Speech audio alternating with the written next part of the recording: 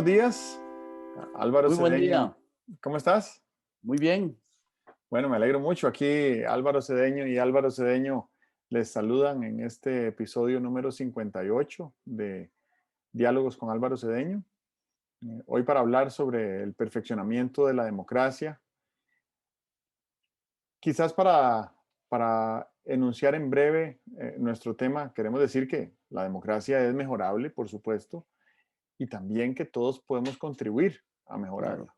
Ujú. Formulamos algunas preguntas que nos ayuden a mantener el hilo de esta conversación. Por ejemplo, ¿es válido esperar que la democracia nos haga felices o que nos haga ricos? Es mucho pedirle a la democracia, ¿verdad? Ujú. Puede ser. Luego podríamos explorar cuál es la esencia de la democracia, qué es lo que se podría esperar de ella. Ujú. Ok. Otra pregunta es si se puede contribuir al bien común desde nuestro trabajo habitual o si solo los políticos pueden hacerlo.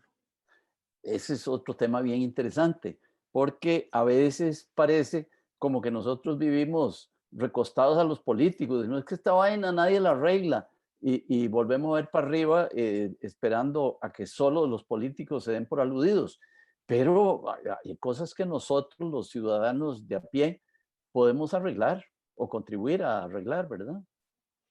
Claro, vieras que en honor a algunos colegas con los que mantengo un diálogo en torno al robustecimiento de la democracia, me gustaría mencionar un tema fundamental y creo que de ahí surgen más.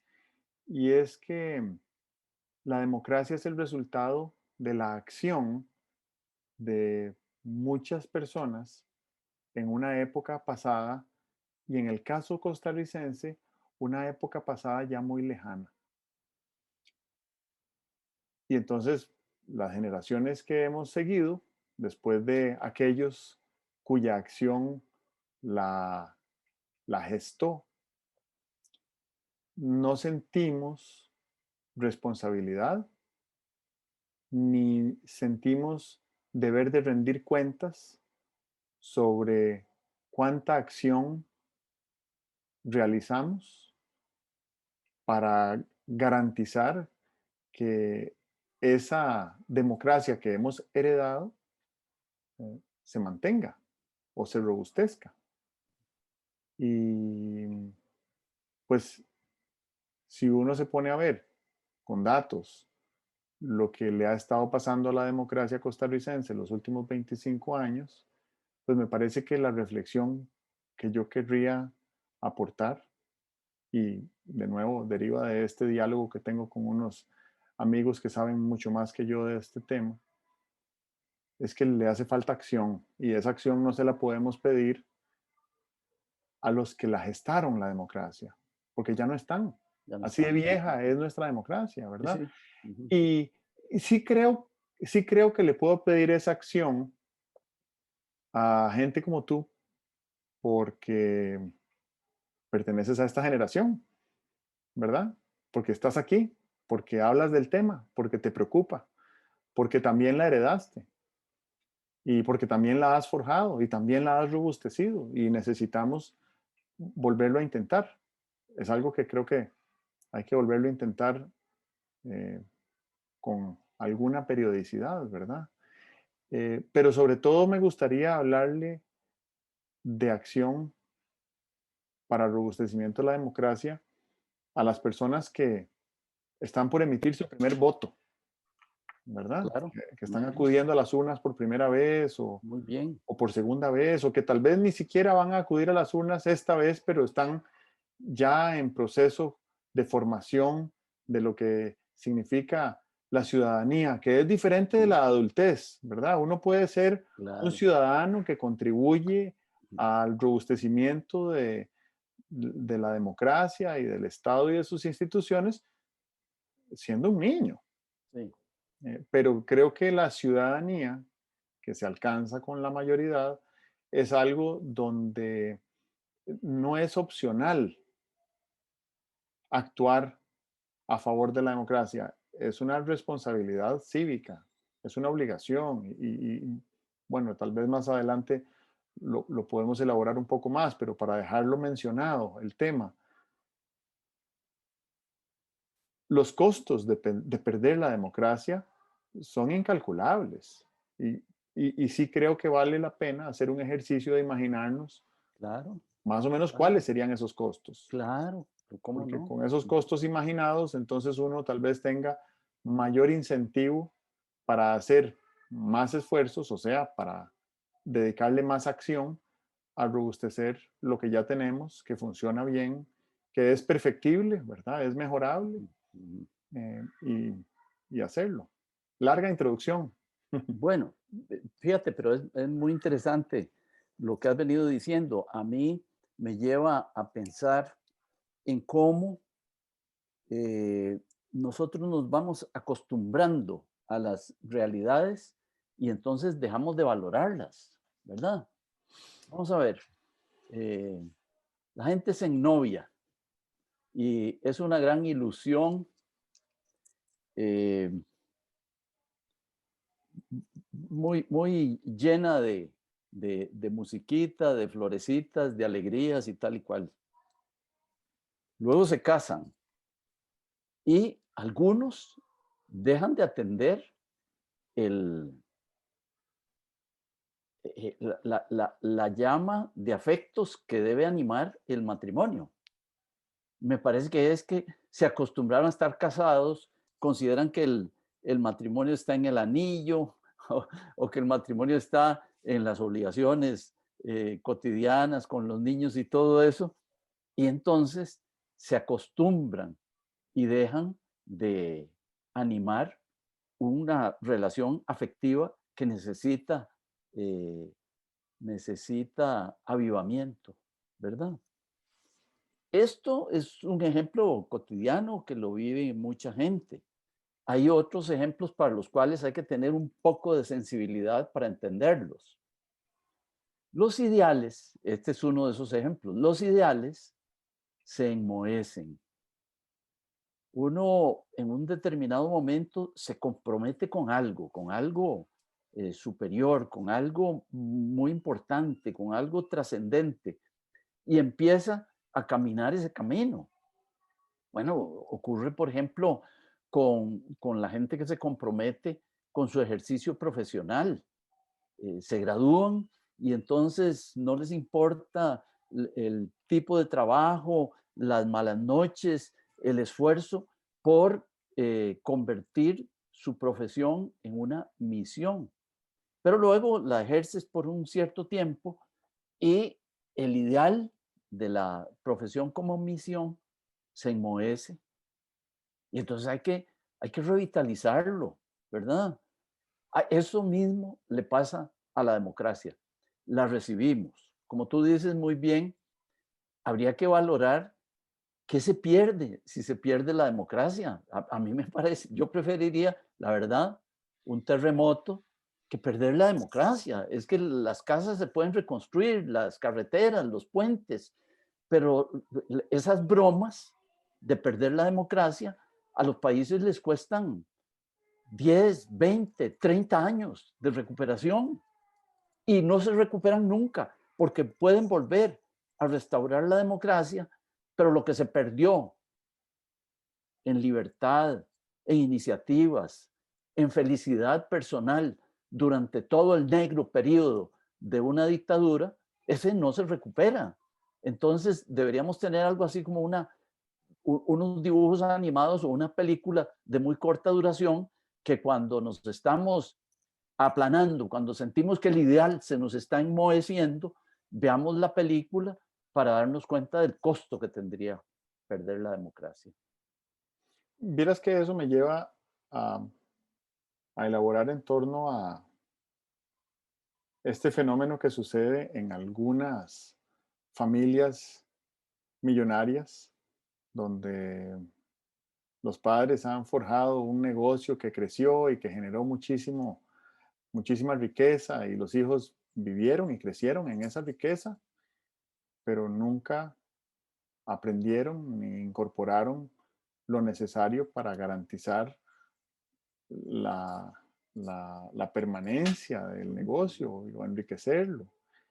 Y entonces eso conduce a profundas crisis en la sucesión de Sí, cómo no. muchísimos negocios Sí, sí, muy valiosos que uno dice, qué raro, de repente este negocio, bueno, colapsó, se ujú, disminuyó en su fuelle, ¿verdad? Y es sí, porque sí, pues no hay esa formación, no hubo esa formación para que los hijos se enfocaran en los factores de la producción, de los frutos que han disfrutado.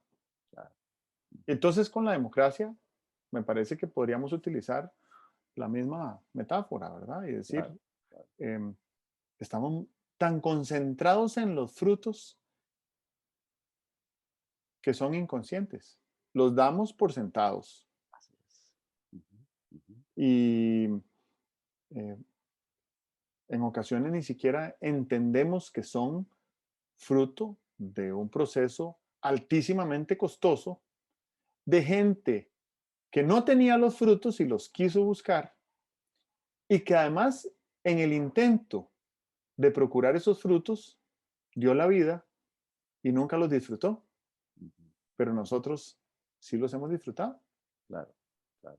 Entonces aquí siento que de lo que estamos hablando es de liderazgo y además de política, porque el aparato electoral que es determinante, aunque no exclusivo, pero determinante en el robustecimiento de la democracia,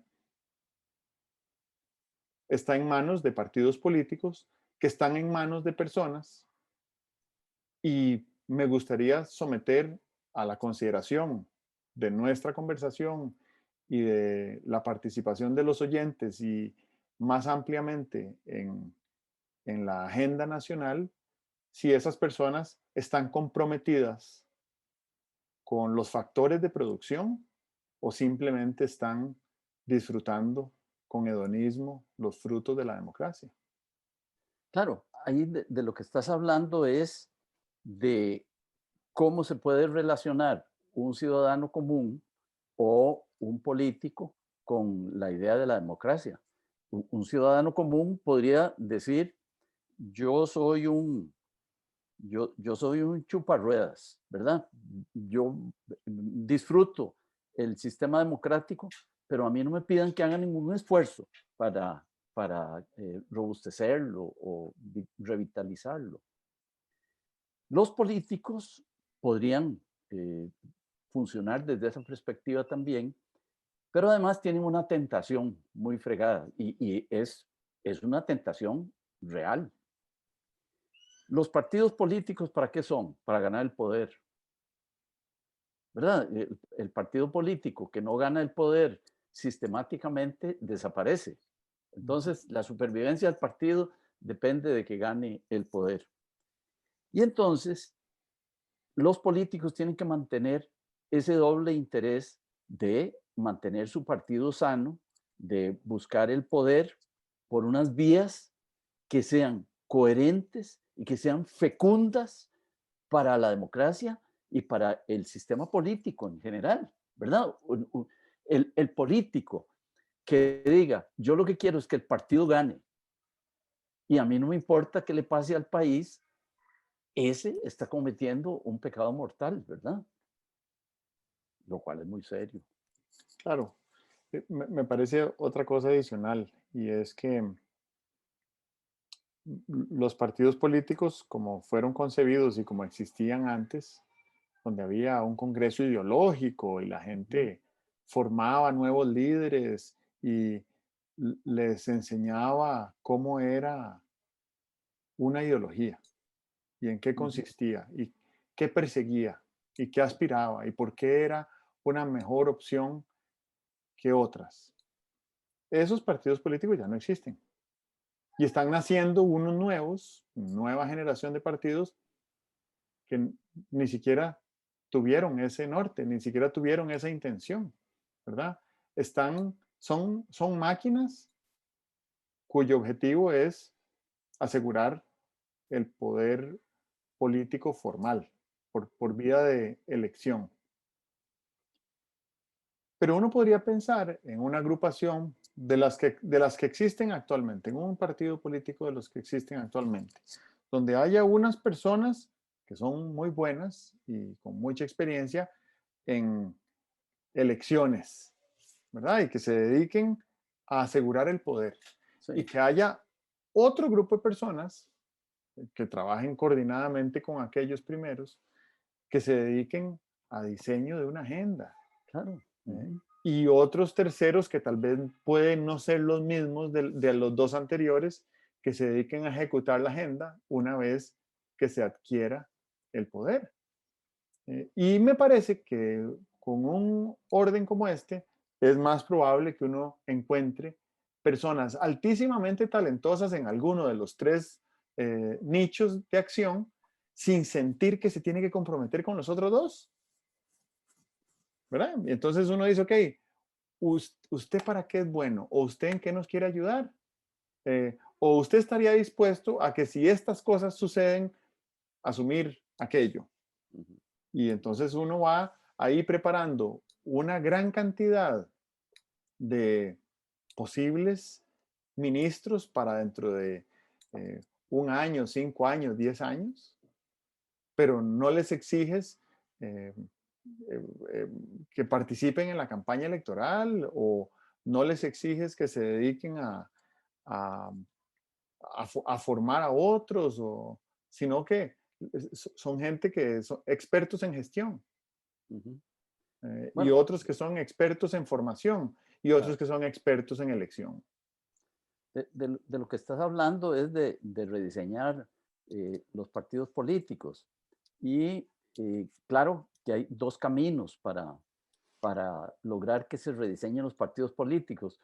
Uno es el camino largo y cuesta arriba de intentar convencer a los partidos políticos tradicionales de que deben rediseñarse. Eso me parece que no se logra. ¿Por qué? Porque, y es un tema que a ti te interesa mucho, el de la zona de confort. Los partidos están en una zona de confort. Cada 4 años vienen unas elecciones, hay una cierta pugna o unas cosas y tal y cual, pero nadie los ciudadanos votantes no se detienen a decir, oiga, oiga, ¿por qué me están llamando a votar si realmente no me están convenciendo de lo que ustedes van a hacer, ¿verdad? Eh, ¿Por qué los ciudadanos no hacen eso? Porque siguen el camino del hígado. No, ningún partido sirve, todos los políticos tienen malas intenciones y tal y cual, con lo cual no estamos arreglando los partidos políticos y le estamos causando un daño de desafección a la democracia. Entonces, sigo pensando con los modelos con que acostumbro pensar. A los partidos políticos me parece que les hace falta competencia, les hace falta que surja un grupillo de gente que acogiendo estas cosas que estás diciendo tú, se encaminen a convencer a la gente que vale la pena votar por ellos porque le están dando unos argumentos racionales de por qué es una opción nueva, ¿verdad? Porque de otra manera vienen las opciones viejas que casi ni se explican y entonces la insatisfacción sigue agrandándose. Pero entonces, bueno, ahí tenemos un punto muy interesante. Primero, habría que acuñar un mensaje. Y fíjate que estamos en tiempos donde las ideologías están muy desdibujadas. Es que hace 40 años, si tú decías, mi mensaje es de izquierda o mi mensaje es de derecha, estabas diciendo una cosa concreta. Hoy en día, izquierda, derecha, no sé, nos arrimamos, centro y tal y cual. Entonces, tal vez de eso no hay que hablar tanto. De lo que habría que hablar más es de fundamentos. ¿Cómo concebimos la política? ¿Cómo concebimos el Estado? ¿Y cómo concebimos la acción ejecutiva desde el gobierno? Es que el problema más interesante que hay hoy en día, yo creo que no es de ideologías, es de eficacia en la ejecución del gobierno. La gente gana las elecciones y se pone a buscar a ver a quién pone en los ministerios. Nadie escogería un gerente de una empresa, simplemente recomiéndenme a alguien que se pueda hacer cargo del Ministerio de Educación, del Ministerio de Economía. No, las empresas son muy cuidadosas porque saben que los recursos son escasos y los recursos nacionales son escasos, especialmente el tiempo. Fíjate, vienen 4 años a partir del año entrante. ¿Qué? ¿Qué pasa? Si no somos muy eficaces en materia de educación, si no somos muy eficaces en materia de erradicación de la marginación o mejoramiento de la situación de marginación, ese mordisco en la formación nacional, ese mordisco en el bien común, queda ahí en la historia. Hay una gente que seguirá marcada por esa deficiencia de educación o marcada por esa falta de oportunidades para mejorar su situación económico-social y así se van al futuro con ese mordisco metido en su ser. Hombre, yo quisiera que los políticos hablaran de estas cosas, porque no oigo hablar mucho de eso. De lo que oigo hablar es, aquí estamos los que vamos a poder sacar este país adelante. ¿Qué querrá decir sacar este país adelante? Es una frase hecha, etcétera. Nunca me dicen qué es lo que van a hacer para que de verdad haya eficacia en sacar ese país adelante. Es ese tema de la eficacia en el contexto eh, político, sobre todo de sistemas democráticos, em, es una conversación que, que debería de provocarse, porque uno ve otros sistemas no democráticos más eficaces, Sí, ¿verdad? Y no es por definición que son más eficaces, no, podrían no, no ser más eficaces, pero claro. Ujú. después de prueba y error, de decenas de años de estar encarcelando o matando a los opositores, pues entonces se hacen las cosas que dice el que manda. Pero en sistemas democráticos, la eficacia, eh, la eficacia tiene mucho más que ver con la capacidad de forjar acuerdos, con la capacidad de negociar Ujú, consensos ujú. y creo que tiene muchísimo que ver con la capacidad de gestión, que a mi criterio, todo eso que hablabas ahora de la eficacia en la ejecución del gobierno, yo lo reduzco a título individual en capacidad de gestión. Y la capacidad de gestión Sí, es algo que se puede entrenar y se puede estudiar y se puede practicar y se puede mejorar también. Y ahí creo que sí hay un problema delicado en el Estado costarricense y sobre todo en los cargos de jerarquía que implica un gobierno en función a cuánto se puede pagar por la capacidad de gestión que uno necesita. Los salarios de los ministros son, bueno, no los quiero desdeñar porque son salarios competitivos para el 80% de la población. Pero si uno lo que quiere es tener ahí a la mejor persona en ejecución de grandes proyectos a largo plazo en un contexto de administración pública, entonces vas a tener que sacar a esa persona de algún lugar donde definitivamente está ganando más, ujú, mucho más, ujú. Sí, sí. y no Sí, se les sí. puede pagar más. Deberíamos tener una lista de creencias perniciosas para el sistema político.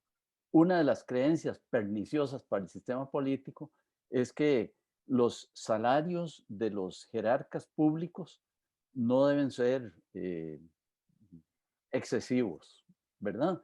Y lo que nos ha venido pasando con los salarios de ministros y de presidente es que por una mala creencia se ha desfasado esos salarios con respecto a los salarios competitivos y como dices, a los ministros hay que sacarlos de alguna parte, ¿verdad?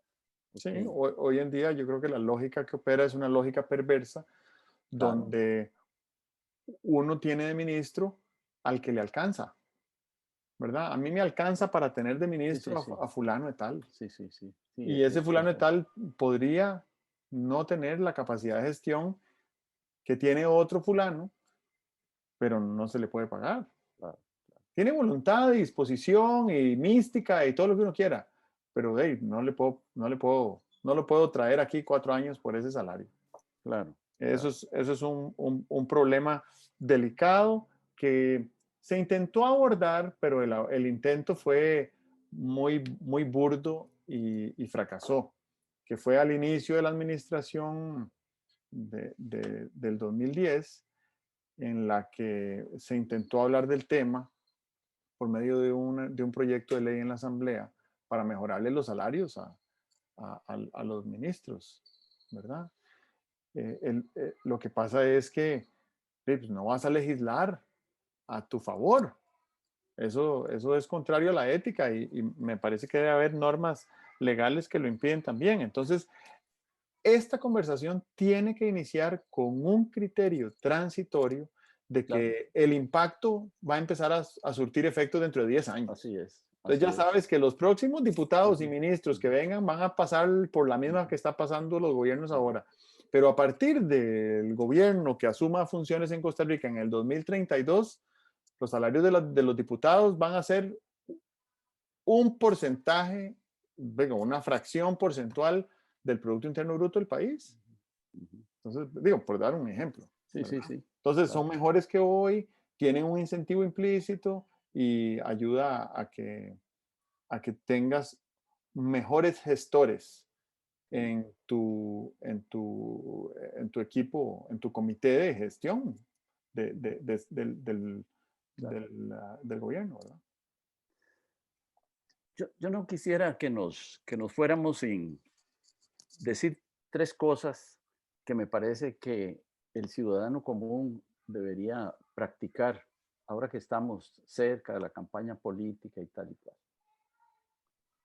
La primera es que de estos asuntos es mejor hablar con la mente que con el hígado. De nada nos sirve, de nada le sirve a la democracia, al país, a los partidos, que hablemos de estas cosas con el hígado. Hablemos con la mente, hagamos un esfuerzo, mordamos la lengua, pensemos antes de dar opiniones, pensemos antes de dar nuestro juicio. Primero. Lo segundo es que invirtamos, y esto es una cosa que el Tribunal Supremo de Elecciones debería estar diciendo ya, utilicemos esta campaña política para aprender más sobre el sistema político, sobre nuestra participación ciudadana, sobre el Estado de Derecho, sobre esta nación envidiable, admirable en la cual vivimos. Aprendamos, ¿verdad? Aprendamos más sobre estas cosas. Es exactamente como si en una discusión de fútbol uno fuera a discutir sin ninguna información, sin ninguna base, sin ningún conocimiento de fútbol. La gente que discute en los programas de fútbol sabe, está informada, tiene datos y tal. Bueno, no se puede hablar de política si uno no tiene datos, información, conceptos. Entonces, aprendamos para que nuestras discusiones, nuestras reflexiones no sean una charanga, ¿verdad? Y finalmente, metámonos en la cabeza que tenemos posibilidades, tal vez no las hayamos descubierto, de velar porque el sistema político se oriente hacia el mejoramiento del bien común. Para eso es la política, para eso es el sistema político, para eso es el Estado, para que se oriente hacia el bien común. Bien común que no quiere decir una avioneta tirando queques con paracaídas para que todos comamos queque. No, bien común quiere decir una situación en la cual sea razonablemente posible desarrollarse como persona en las múltiples dimensiones que tiene la persona, mejor educación, mejores trabajos, mejor habilidad para verse a sí mismo y para ver a los demás. Entonces, estemos claros en que el sistema político es para eso, no es para ganar y luego sacarle la lengua a los que perdieron. No es para que ganen unos y yo alistarme para empezar a criticarlos apenas ganaron. No, el sistema político es para propiciar el bien común y el bien común es un ambiente donde sea posible desarrollarse como personas. Bueno, y ahí creo que en esa nota me gustaría que concluyéramos haciendo una reflexión de que el enriquecimiento del sistema democrático aumenta las probabilidades de que florezcamos a título individual. Y esto aplica también para organizaciones, ¿verdad? Si el sistema democrático es más robusto, entonces es más probable que una organización nazca, florezca, crezca, evolucione, ¿verdad? Em, y creo que eso es algo que también deberíamos de recordar. Para mí, en Japón, esto es muy evidente y es muy evidente en los ciudadanos a título individual y es muy evidente en las empresas privadas y es muy evidente en los centros de educación y es muy evidente en las instituciones del Estado. Todas las personas actúan en función de enriquecer la colectividad porque eso repercute directamente en su bienestar individual. Y yo creo que aquí también es cierto, solo que no lo tenemos tan presente. Claro, no lo ¿Verdad? vivenciamos. Ujú. Así es. Muy bien, Bueno, saquémosle punta a este tema. sí, señor. Muchas Nos vemos. gracias. Que Que estés estés muy bien. bien.